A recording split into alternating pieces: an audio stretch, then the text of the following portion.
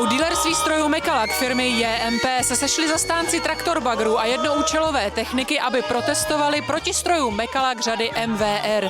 Tvrdí, že jim tyto stroje berou práci a požadují zákaz jejich prodeje.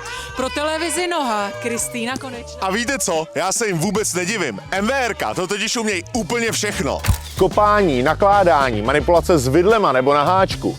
Hydraulika připravená na jakýkoliv příslušenství od drtících a třídících lžic přes zbíječky, míchačky na beton, vrtáky a podobně. Díky tomu vám MVRka nenahradí jenom rypadlo nebo smykáč, ale taky jeřáb nebo manipulátor. To ale není všechno. Úplnému otočení potřebují tyhle mašiny úplně stejně prostoru jako běžnej 3tunový minibagr. A přesuny mezi stavbama, ty nebudou díky rychlosti 35 km za hodinu žádný problém. A tomu my v JMP říkáme svoboda. Všechny 4 váhové varianty 7, 9, 11 i 15 tun máme k vidění na našem testovacím poligonu. Tak je přijďte omrknout. Zve vás Jakub z JMPčka, jedinýho dílera strojů Mekalak pro Česko a Slovensko.